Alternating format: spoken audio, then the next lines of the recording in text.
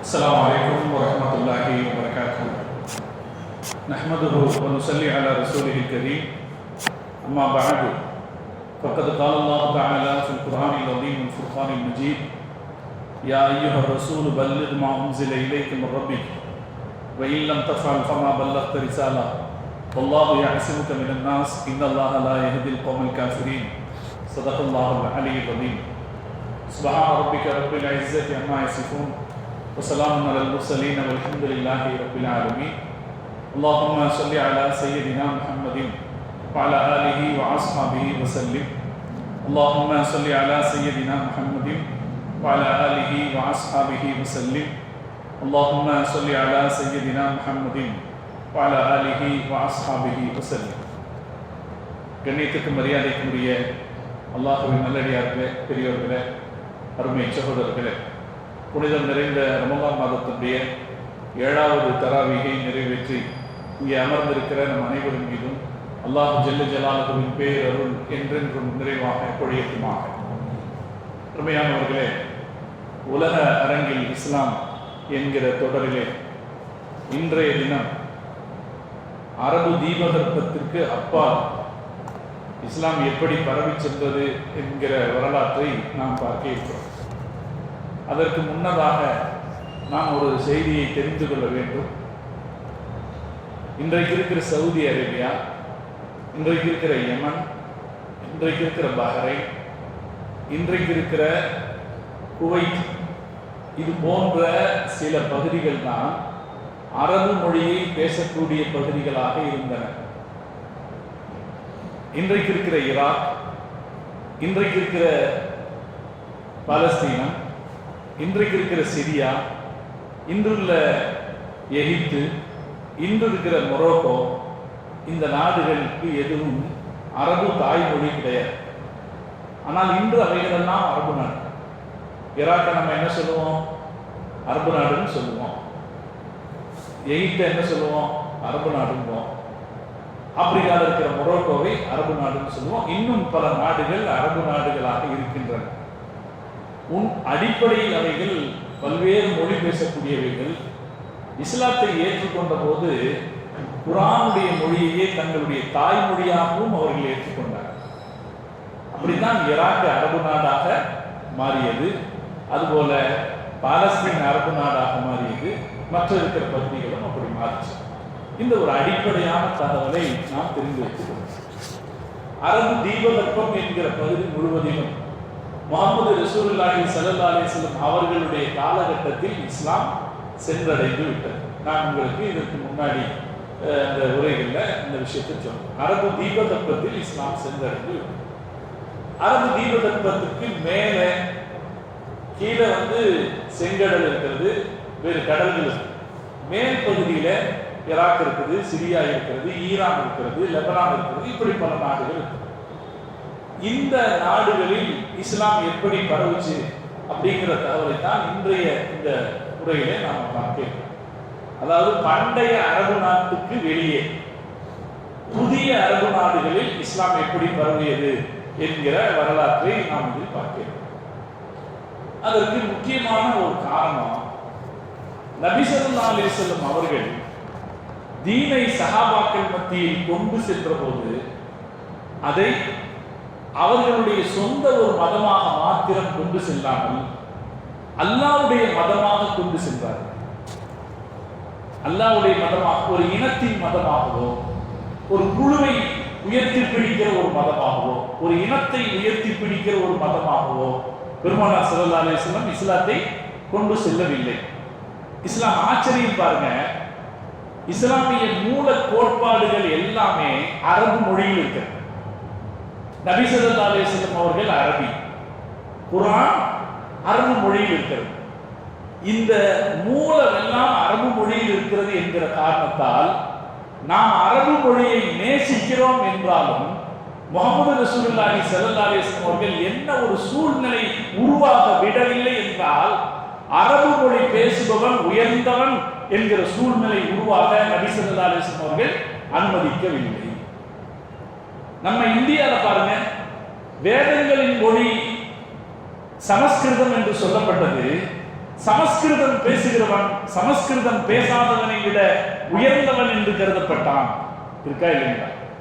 இந்த வேறுபாடு இஸ்லாத்துல நடக்கல. முஹம்மது ரசூலுல்லாஹி ஸல்லல்லாஹு அலைஹி வஸல்லம் அவங்க இந்த வேறுபாடு ஏற்பட விடல. இன்னைக்கு ஆச்சரியம் நமக்கு அதெல்லாம். ஏன்னா அரபு அப்படி உலகம் முழுக்க போய் சேர்ந்திருக்கா இல்லைங்களா? நம்ம நாட்டில் அரபு இருக்கு, சின்ன குழந்தைங்க அரபு படிக்கிறாங்க, இங்கிலீஷ் படிக்கிறதுக்கு முன்னாடி அரபு படிக்கிறாங்க. நம்முடைய முன்னோர்களுக்கு இங்கிலீஷும் தெரியாது, தமிழும் தெரியாது, அரபி தான் தெரியும், அப்படிலாம் இருந்துச்சு. அப்ப நபி ஸல்லல்லாஹு அலைஹி வஸல்லம் அவங்க இந்த தீனை கொண்டு போன விதத்தில் அரபு மொழி அதனுடைய முக்கியத்துவத்தை, அது வேதத்தின் மொழி, அது பெருமானாரின் மொழி என்ற அதனுடைய முக்கியத்துவத்தை பெருமானார் ஸல்லல்லாஹு அலைஹி வஸல்லம் அவர்கள் நிலைநிறுத்தி இருந்தார்கள் என்றாலும் அதில் ஒரு தீண்டாமை வெளிப்பட ஸல்லல்லாஹு அலைஹி வஸல்லம் அவர்கள் அனுமதிக்கவில்லை. அதை பகிரங்கமாக பிரகடனப்படுத்தவும் செய்தார்கள். எங்க பிரகடனப்படுத்தினாங்க?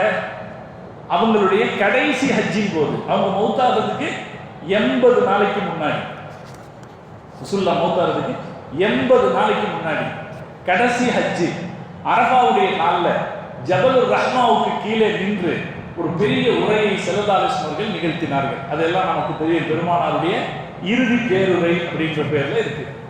லட்சக்கணக்கான மக்கள் கூடி நின்றார்கள். பெருமானாருடைய வார்த்தைகளை எடுத்துச் சொல்வதற்கு பல முகப்பீர்கள், பல அந்த வார்த்தைகளை எடுத்துச் சொல்வதற்குன்னு பல பேர் கூடி இருந்தாங்க. அந்த சந்தர்ப்பத்துல நபி ஸல்லல்லாஹு அலைஹி வஸல்லம் அவங்க மக்கள் மத்தியிலே பேசும்போது ரசூல் ஸல்லல்லாஹு அலைஹி வஸல்லம் அவர்கள் பிரகடனப்படுத்திய செய்திகள்ல மிக பிரதானமான செய்தி என்ன?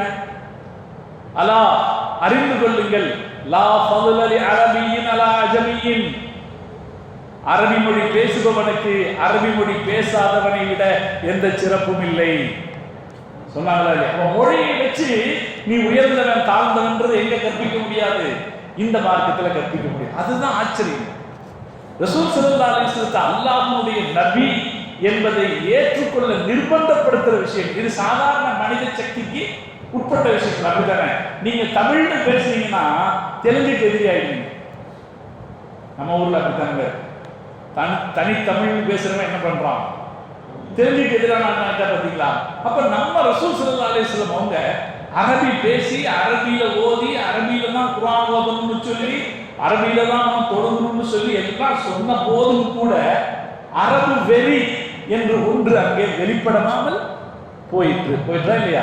இது முஹம்மது ரசூலுல்லாஹி ஸல்லல்லாஹு அலைஹி வஸல்லம் அவருடைய தனிப்பட்ட சாதனை. ஸல்லல்லாஹு அலைஹி வஸல்லம் அவங்க அந்த ஹஜ்ஜத்துல் வதால இதை விவரிச்சாங்க, வெளிப்படுத்தினாங்க, பிரகடனப்படுத்தினாங்க. லா ஃபضل لعربي على عجمي, அரபி மொழி பேசுபவனுக்கு அஜமியை விட எந்த சிறப்பும் இல்லை. அடுத்தடுத்து வேற விஷயங்கள் சொன்னாங்க. வெள்ளையனை விட கருப்பனை விட வெள்ளையனுக்கு எந்த சிறப்பும் இல்லை, அதெல்லாம் சொன்னாங்க. ஆனா இதில் கவனிக்க வேண்டிய பிரதான விஷயம் இது. யாருகிட்ட ரசூலுல்லாஹ் சொல்றாங்க? அரபிகள்கிட்ட சொல்றாங்க. சுத்தி இருந்த லட்சக்கணக்கானோர் யாரு? அரபிகள். அந்த அரபிகள்கிட்ட சொல்றாங்க, நீ அரபிங்கிறதுனால எல்லாம் உனக்கு ஒரு சிறப்பும் இல்லைங்கிறாங்க. இது இந்த நீதி இருக்கு பாருங்க. இந்த நீதி இஸ்லாம் கடைபிடித்த அழுத்தமான நீதி. நபி ஸல்லல்லாஹு அலைஹி வஸல்லம் அவங்க அந்த இறுதி பேருரையில ஸல்லல்லாஹு அலைஹி வஸல்லம் அவர்கள் பேசுறாங்க, பல விஷயங்களை பேசுறாங்க. பேசிக்கிட்டே ஒரு இடத்துல ரசூலுல்லாஹ் சஹாபாக்கள்கிட்ட கேட்கிறாங்க, இது என்ன நாள் அப்படின்னு கேட்கிறாங்க. ஐயு யோமின் ஹாதா, இது என்ன நாள்? எல்லாருக்கும் தெரியும், ஹஜ்ஜுக்கு வந்திருக்கோம், அரஃபால நிக்கிறோம். யாருக்கும் தெரியாமையா இருக்கும்? எல்லாத்துக்கும் தெரியும். ஆனா ரசூலுல்லாஹ் கேட்கிறாங்க, ஐயு யோமின் ஹாதா, இது என்ன நாள்? ஃபஸக்த்னா, நாங்கள் பேசாமல் இருந்தோம். சஹாபாக்கள் சொல்றாங்க, நாங்க ஏன் பேசாமல் இருந்தோம்? ஹத்தா லனன்னா அன்னஹு சயுஸம்மிஹி கைர இஸ்மி, ஒருவேளை பெருமானார் ஸல்லல்லாஹு அலைஹி வஸல்லம் அவர்கள் இந்த நாளுக்கு வேற ஏதாவது ஒரு பெயரை சூட்டக்கூடும், அதனால நம்ம பேசாம இருக்கோம்னு நாங்க பேசாம இருந்தோம்.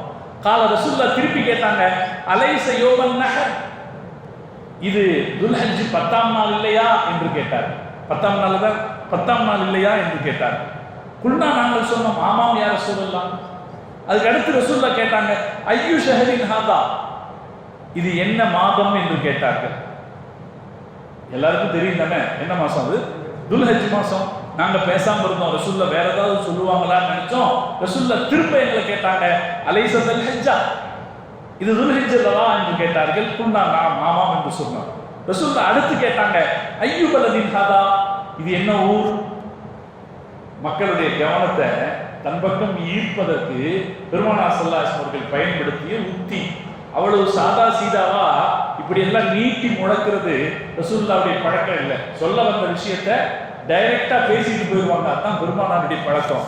இந்த இடத்துல மக்களுடைய கவனத்தை ஈர்க்கிறதுக்காக பல கேள்விகள் கேட்கிறது. இது என்ன நாள்? இது என்ன மாசம்? இது என்ன ஊர்? அப்போ சஹாபாக்கள் சொல்றாங்க, நாங்க பேசாம இருந்தோம். ஸல்லல்லாஹு அலைஹி வஸல்லம் அவங்க திருப்பி சொன்னாங்க, அலைஸல் பலதத்துல் ஹராம், இது புனித நகர் அல்லவா என்றார்கள். இது புனித நகர் அல்லவா என்றார்கள். குன்னா நாங்கள் சொன்னோம், ஆமாம் யா ரசூலல்லாஹ் என்று சொன்ன பிறகு பெருமானார் ஸல்லல்லாஹு அலைஹி வஸல்லம் அவர்கள் மிக அருமையான ஒரு மானுட உரிமைக்கான பிரகடனத்தை வெளிப்படுத்தினார். அதுதான் ஒரு நபித்துவ மேதமையின் அடையாளம். சராசரியான மக்கள் சிந்திப்பதிலிருந்து தலைவரும் பெருசா சிந்திப்பார். நபிங்கிறவர் அதுக்கு மேல சிந்திப்பார். மக்களுடைய எல்லாருடைய கவனத்தையும் தன் பக்கம் ஈர்த்த பிறகு ஸல்லல்லாஹு அலைஹி வஸல்லம் சொன்னாங்க, அலா அறிந்து கொள்ளுங்கள், ஃபைன்ன திமாஅக்கும் வ அம்வாலுக்கும் வ அராலுக்கும் ஹராமுன் அலைக்கும், உங்கள் மற்றவருடைய ரத்தமும் அவருடைய சொத்தும் அவருடைய மானமும் உங்களுக்கு ஹராம். சொல்லுவாங்க, ஒவ்வொருத்தரும் அடுத்தவருடைய சொத்தையும் அடுத்தவருடைய மானத்தையும் அடுத்தவருடைய உயிரை அவர் ஹராமாக கருதணும். சொல்ல பிரகடனப்படுத்தும் மனித உரிமை பிரகடனம். மனிதர்கள்ல யாருக்கும் எந்த வித்தியாசமும் கிடையாது. யாரும் ஒருத்தரை இன்னொருத்தரை ஆக்கிரமிப்பதை நியாயப்படுத்தவும் முடியாது. ஸல்லல்லாஹு அலைஹி வஸல்லம் அந்த பிரகடனப்படுத்துறாங்க, உங்களுடைய உயிர், உங்களுடைய உடைமைகள், உங்களுடைய மானம் எல்லாம் ஹராம், நீங்கள் உங்களுடைய அல்லாஹ்வை சந்திக்கிற வரை. திரண்டு இருக்கிற இந்த பெரிய கூட்டத்துக்கு இடையே எவ்வளவு பிரச்சனைகள் இருக்கும். அவங்க கடந்து வந்த பழைய காலத்தினுடைய ரத்த வரலாறு எப்படிப்பட்டது?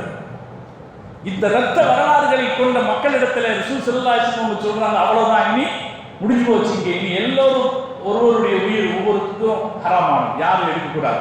ஸல்லல்லாஹு அலைஹி வஸல்லம் அடுத்து சொன்னாங்க, கஹுர்மதி யௌமிக்கும் ஹாதா, இந்த உங்களுடைய நாளின் புனிதத்துவத்தை போல, ஃபீ ஷஹரிக்கும் ஹாதா, இந்த மாதத்தின் புனிதத்துவத்தை போல, ஃபீ பலதிக்கும் ஹாதா, இந்த ஊரின் புனிதத்துவத்தை போல உங்கள் ஒவ்வொருவருடைய உயிரும் உடைமைகளும் மானமும் புனிதமானது அப்படின்னு ஸல்லல்லாஹு அலைஹி வஸல்லம் சொல்றாங்க.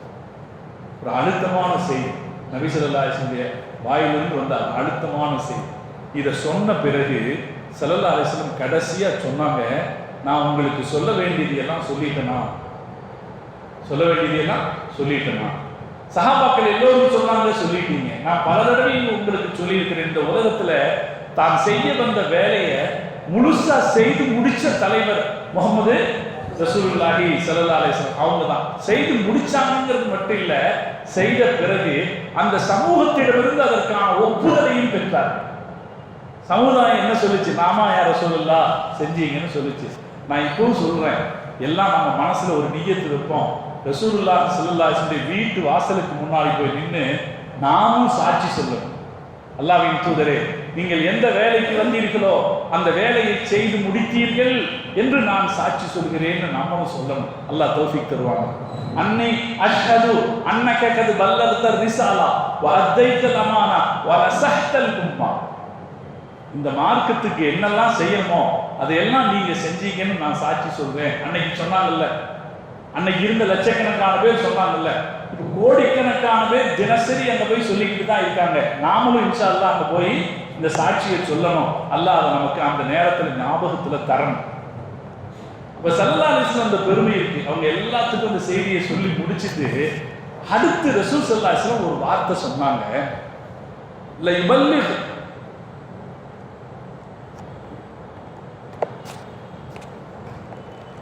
ஸல்லல்லாஹு அலைஹி வஸல்லம் சொன்னாங்க, ல யுபல்லிக் ஷாஹிதல் காயிப், இங்கே வந்திருப்பவர் வராதவருக்கு எடுத்து சொல்லட்டும் என்றார். யார் இங்கே வந்திருக்கிறீங்களோ அவங்க வராதவருக்கு எடுத்து சொல்லட்டும் என்று சொன்ன பிறகு அடுத்த ரசூலுல்லாஹ் ஒரு வார்த்தை சொன்னாங்க, இங்கே கேட்பவர்களை விட, இங்கே கேட்டுக்கொண்டிருந்தவர்களை விட அவர்கள் யாரிடத்தில் சொல்லுகிறார்களோ அவர்கள் இந்த செய்திக்கு அதிக பொருத்தமானவர்களாக இருக்கக்கூடும் என்றும் ஸல்லல்லாஹு அலைஹி வஸல்லம். இங்க கேட்டுட்டு இருக்கிற உங்களை விட நீங்க இந்த செய்தியை வேற யார்கிட்ட போய் சொல்றீங்களோ அவங்க அந்த செய்திக்கு பொருத்தமானவர்களாக இருக்கக்கூடும் என்று ஸல்லல்லாஹு அலைஹி வஸல்லம் அவங்க சொன்ன உடனே அந்த சஹாபாக்கள்ல பலர் அவர்களுடைய ஒட்டகைகள் எந்த திசையில் நின்றிருந்ததோ அந்த திசை நோக்கி பயணமானார். எதற்காக? முஹம்மது ரசூலுல்லாஹி ஸல்லல்லாஹு அலைஹி வஸல்லம் அவர்கள் சொன்ன இந்த ரிசாலத் என்கிற செய்தியை உலகத்திற்கு எடுத்து செல்வதற்காக அவங்களுடைய ஒட்டகை நின்றிருந்த திசை நோக்கி போனாங்க. பலர் அவர்களுடைய வீடுகளுக்கு கூட திரும்பவில்லை. ஹஜ்ஜை முடிச்சுட்டு வீடுகளுக்கு கூட போகல, நேரா போனாங்க. அங்கே கூடியிருந்த அந்த லட்சக்கணக்கான மக்களுடைய இதயத்திலும் என்ன ஊட்டப்பட்டிருந்ததுன்னா, இந்த தீன் கொண்டு செல்லப்பட வேண்டும், தீன் கொண்டு செல்லப்பட வேண்டும். யாருக்கு? நம்ம அல்லாத இந்த உலகத்தில் வாழக்கூடிய பிறருக்கு இந்த தீன் கொள்ள சென்றப்பட வேண்டும் என்கிற உறுதி ஊட்டப்பட்டிருந்தது. அதனாலதான் சகோதரர்களே, நபி ஸல்லல்லாஹு அலைஹி வஸல்லம் அவங்க மௌத்தாயிட்டாங்க. அந்த மௌத்த சஹாபாக்கள்ல பலரால ஏற்றுக்கொள்ள முடியல. அப்ப ஹஸரத் அபூபக்கர் சித்தீக் ரலியல்லாஹு தஆலா வந்தாங்களா இல்லையா? வந்தவங்க ஸல்லல்லாஹு அலைஹி வஸல்லம் முகத்தை திறந்து பார்த்துட்டு அவங்களுடைய நெத்தியில முத்தமிட்டுட்டு அபூபக்கர் சித்தீக் ரலியல்லாஹு தஆலா வெளியே வந்து சொன்னாங்க, உங்களில் யாராவது முஹம்மதை வணங்குபவர் இருந்தீர்கள் என்றால் முஹம்மது மௌத்தாயிட்டார். நீங்கள் அல்லாஹ்வை வணங்குவீர்கள் என்றால் அல்லாஹ் உயிரோடு இருக்கிறார். அபூபக்கர் சித்தீக் ரலியல்லாஹு தஆலா சொன்ன வார்த்தை தெரியுதா? இந்த வார்த்தை எதன் பின்னணியிலானது?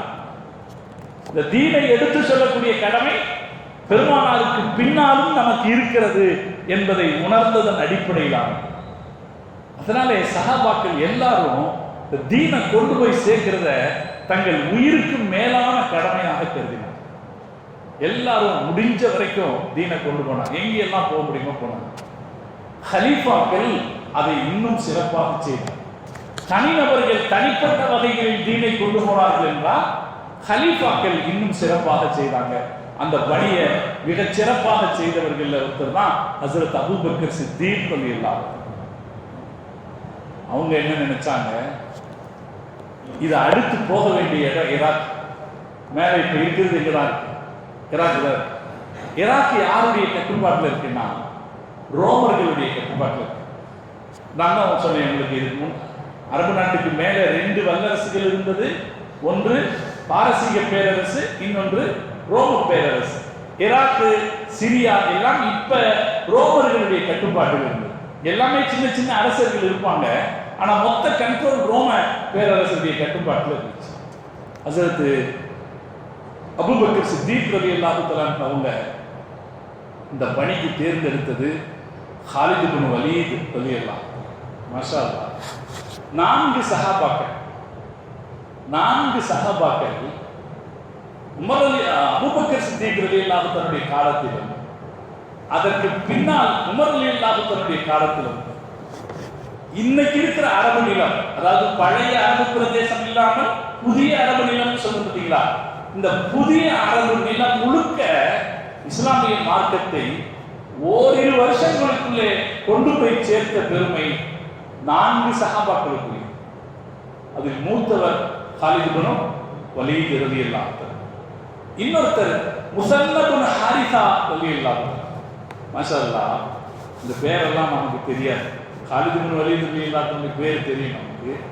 முஸன்னப் இப்னு ஹாரிஸா ரலியல்லாஹு அன்ஹு அவரு நபி ஸல்லல்லாஹு அலைஹி வஸல்லம் அவங்க அவர்கிட்ட மக்கால இருக்கும் போதே இஸ்லாத்தை எடுத்து சொல்லியிருக்காங்க.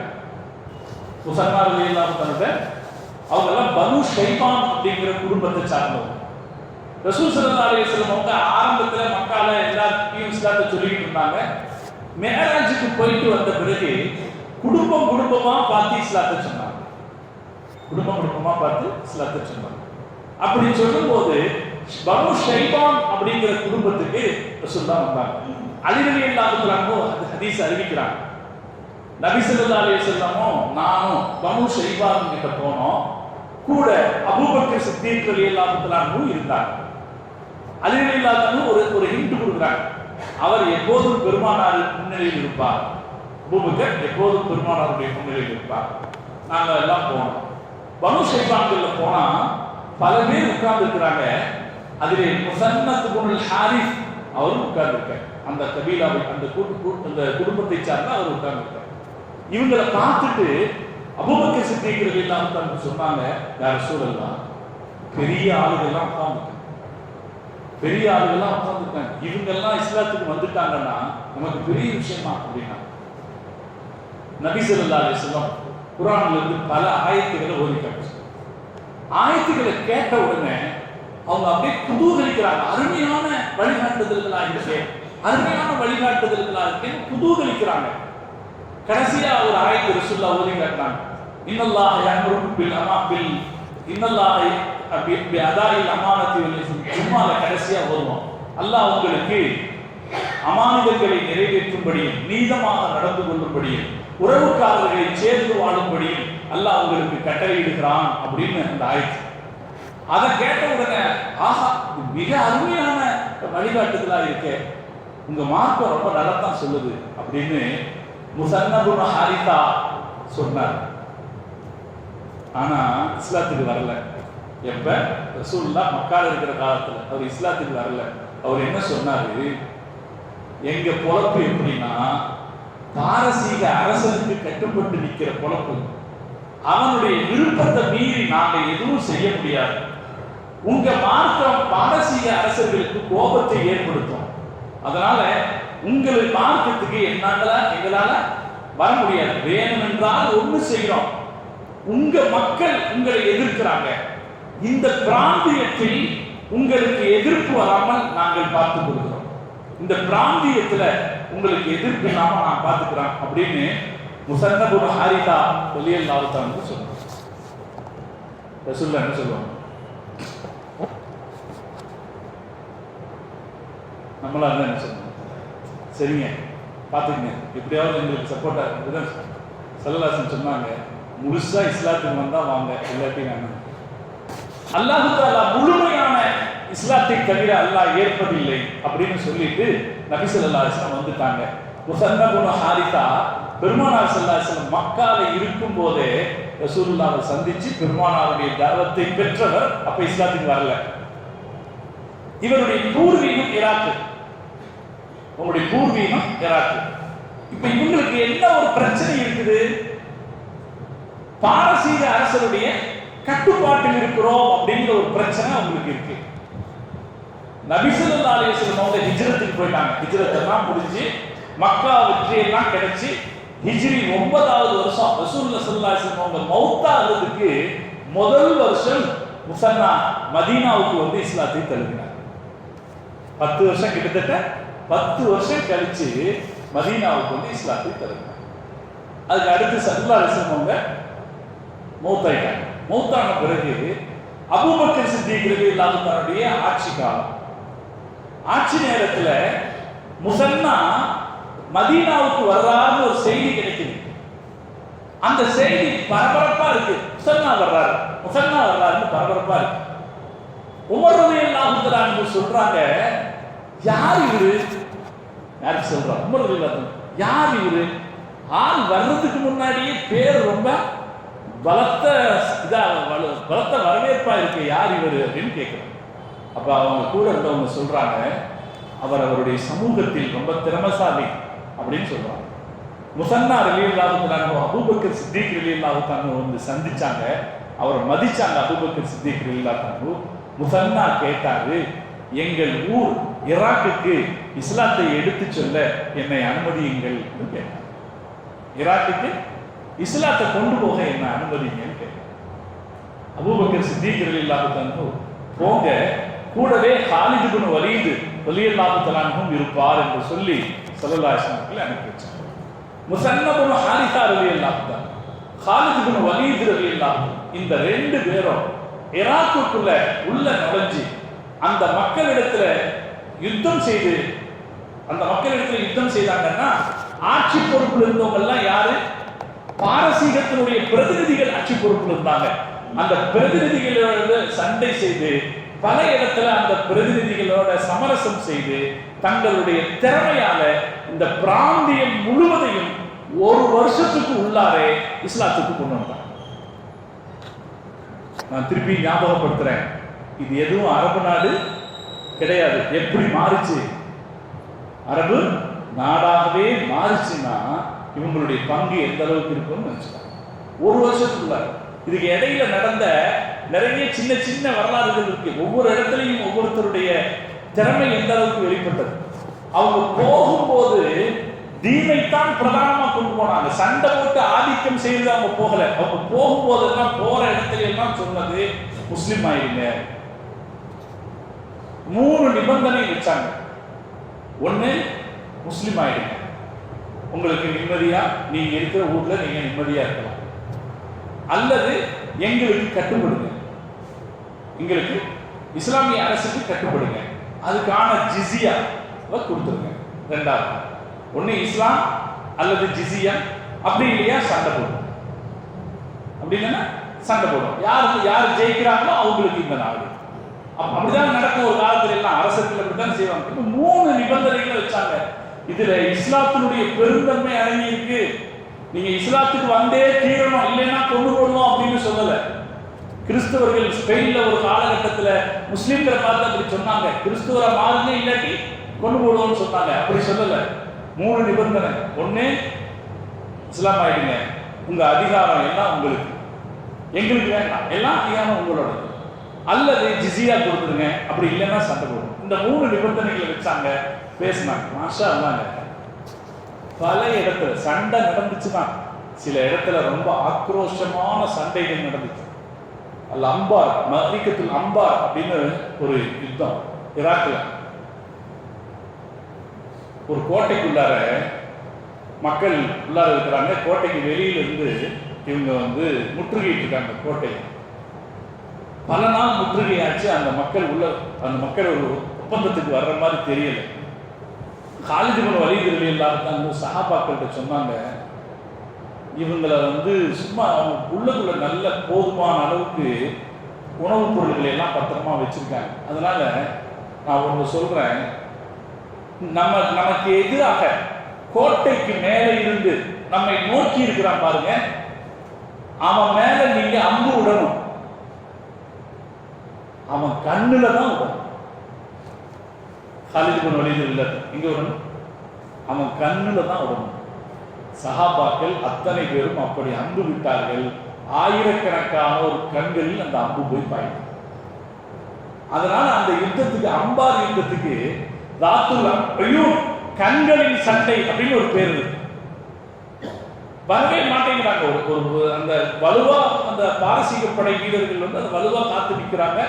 உங்க ஆயிரக்கணக்கான பேருக்கு கண்ணு போச்சு, அதுலயே பலவீனமாயிடுவாங்களா? அதுக்கு அடுத்து காலித் இப்னு வலீத் ரலியல்லாஹு ரொம்ப பெரிய தந்திரசாலி. உள்ள போறதுக்கு என்ன வழி அப்படின்னு யோசிச்சா இந்த அகல் ஒரு இடத்துல கொஞ்சம் சின்னதா இருந்துச்சு. படையில் இவங்க கூட்டிட்டு வந்த ஒட்டகைகள்ல எது ரொம்ப பலவீனமான ஒட்டகைகள் எல்லாத்தையும் கொண்டு வந்தாங்க.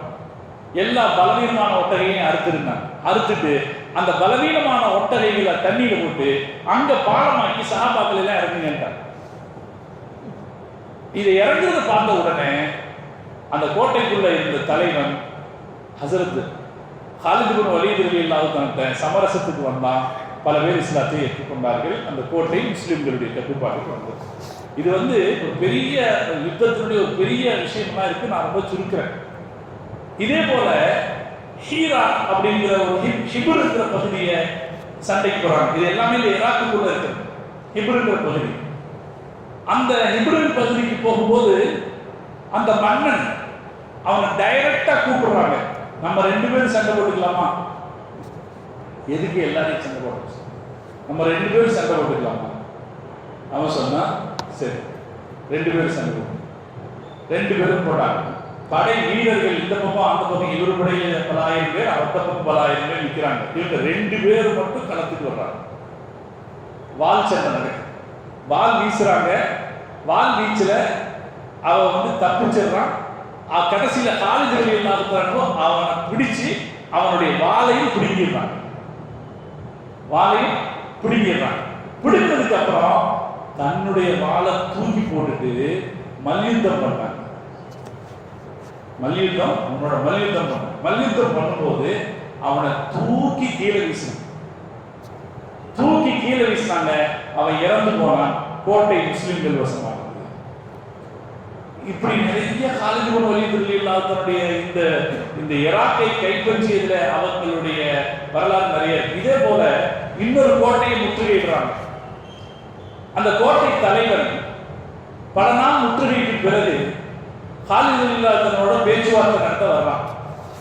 வரும்போதே எப்படி வர்றான்னா, கையில ஒரு குப்பி வச்சுட்டு வர்றான். காலித் ரலியல்லாஹு தஆலா வந்தவரை வரவேற்று, இது என்ன குப்பி அப்படின்னு கேட்டார்.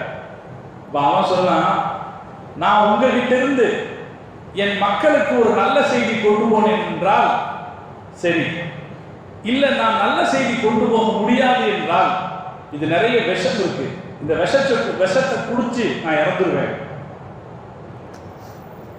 காலித் ரலியல்லாஹு தஆலா அடுத்த நிமிஷம் அவன் கையில இந்த விஷத்தை குடுனான். விஷம் குடிச்சா மனுஷன் இறந்துருவான்னா, நான் குடிக்கிறேன் வாங்கி குடிச்சிட்டாங்க. நான் குடிக்கிறேன்னு வாங்கி குடிச்சிட்டாங்க. ஒன்றும் ஆகல. அஷ்ஹது அல்லா இலாஹ இல்லல்லாஹ் கலிமா சொல்லி இஸ்லாம். இப்போ சஹாபாக்கள் ஈராக்கு, அது மாதிரி ஈராக்குக்கு அடுத்து இருக்கிற பல நிலங்கள். ஈராக்குக்கு அடுத்து என்ன இருந்துச்சுன்னா சிரியான்னு சொன்னா இன்னைக்கு சொல்ற சிரியா இல்ல. இன்னைக்கு சொல்ற சிரியாங்கிறது, இன்னைக்கு சிரியா சண்டை நடக்குதா இல்லையா, அது சின்ன ஊரு. பழைய சிரியா, அதுக்கு ஷாம் அப்படின்னு பேர். அந்த ஷாம்ங்கிறது பெரிய நாடு. இன்னைக்கு இருக்கிற சிரியா, லெபனான், ஜோர்டான், இன்னைக்கு இருக்கிற பாலஸ்தீன், இது எல்லாம் உள்ளடக்கின நாடு. இந்த பகுதிகளில் எல்லாமே பல சண்டைகள் நடந்துச்சு. பல சண்டைகள். எல்லாம் யார் பொறுப்பெடுத்திருந்தாங்கன்னா, முஸன்னத் இப்னு ஹாரிஸா, காலித் இப்னு வலீத், இந்த ரெண்டு பேரும் சொன்னா, இன்னும் ரெண்டு பேரும் ஞாபகத்தில் வச்சுக்கோங்க. அபூ உபைதா ரலியல்லாஹு தஆலா. இன்னும் ஒருத்தர் இருக்காரு, சஅத் இப்னு அபி வக்காஸ் ரலியல்லாஹு தஆலா. இந்த 4 சஹாபாக்கள் போர் தளபதிகளாக, படை தளபதிகளாக போனாங்க. சண்டையை அவங்க பிரதானமா நினைக்கவே இல்லை. ஏன்னா இவங்க கொஞ்சம் பேர். கடைசியா இவங்களுடைய முஸ்லிம் படைகள் எல்லாருமே சேர்ந்து ரோம படையை சந்தித்தார்கள். ஆங்காங்கே கொஞ்சம் கொஞ்சமா என்ன சண்டை நடக்கிறது, நம்ம டைரக்டா எதிர்க்க வேண்டியது யாரை தான்? ரோம தானே. அதனால ரோம அவனும் முடிவு பண்ணான், டைரக்டா நாம எதிர்த்துருவோமே. டைரக்டா எதிர்க்கிறதுக்கு அவன் வந்தான். 2,40,000 பேர் இருந்தாங்க. முஸ்லிம்கள் 37,000 பேர் இருந்தாங்க. எர்மூக் என்கிற இடத்துல ஒரு யுத்தம் நடந்துச்சு. எர்மூக் யுத்தமும் வரலாற்று ரொம்ப ஃபேமஸான யுத்தம்.